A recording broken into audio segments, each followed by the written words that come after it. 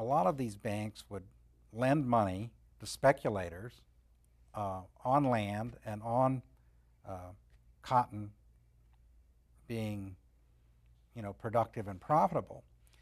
And if you had a recession, as they did in the 1830s, the late 1830s, and the price of cotton fell, and now all of a sudden the planter couldn't pay his loan, and the bank failed, and if you had put your gold and silver in there, well, oops, your money had just disappeared. Well, certainly there is that. And of course, Andrew Jackson is famous for his bank war against the Bank of the United States, where he successfully crushed that. And so a lot of, as of course, Andrew Jackson being a Southerner from Tennessee, there was, of course, an inherent distrust of Southern banks.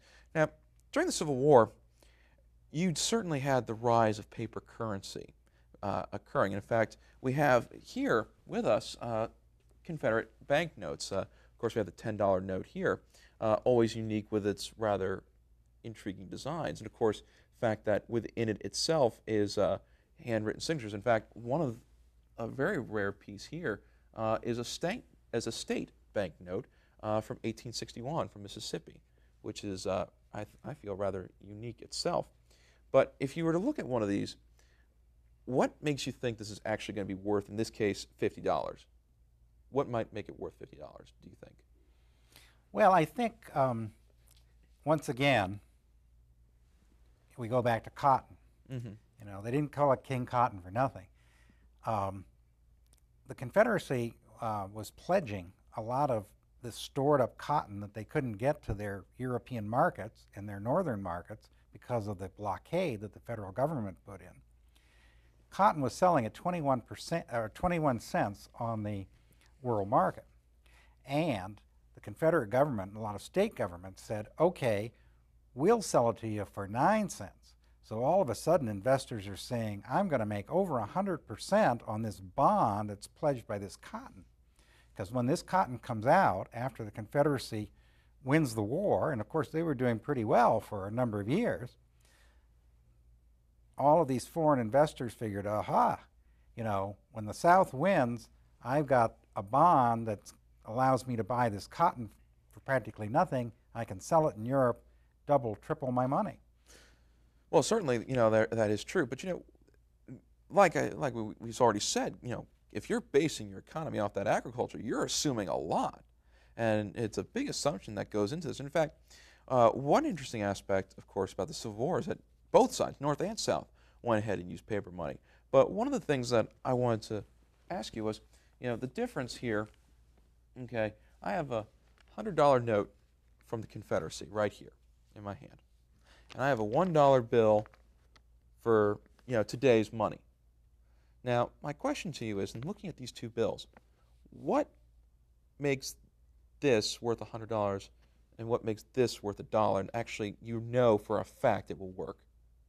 Do you know what it might be? Confidence?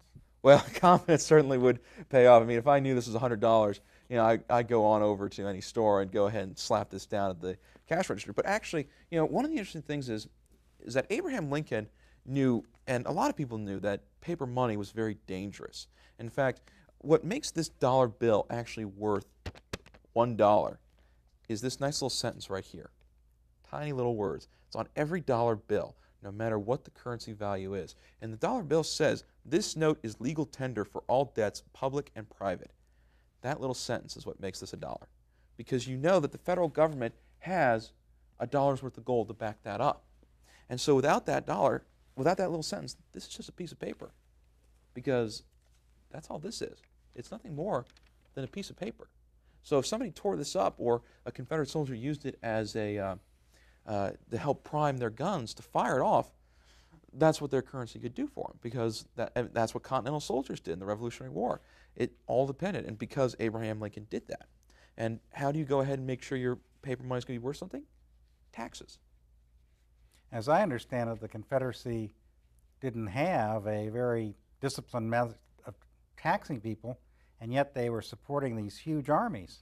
Well, certainly the South didn't have, a very strong taxation system. In fact, that was one of the biggest differences between North and South, if you really take a very careful examination of it, because you have the North and its industrial mind. So the traditional means of raising taxes had always been tariffs. because you're bringing in exported goods and, imported goods, excuse me. And so you have all these goods trading back and forth. But you know, one of the interesting things is during the Civil War, the North actually went ahead and imposed an income tax. Income taxes were created during the Civil War. And of course, it ended once the war itself had ended because you no longer needed to raise these funds. And so you had that. Also, you have bonds where people would buy into bonds, and this would produce money, and so you'd have the paper certificates there. And then replacing your entire economy based off of a paper currency, it certainly allows the more precious metals, the hard stuff, silver, gold, it can be transferred into other economic venues. Well, the trouble with the South, of course, was they didn't have a lot of hard cash because their wealth had been in land and slaves. And actually, one of the measures the Confederate Congress passed was recognizing coins from other countries, England, France, Spain, even the United States.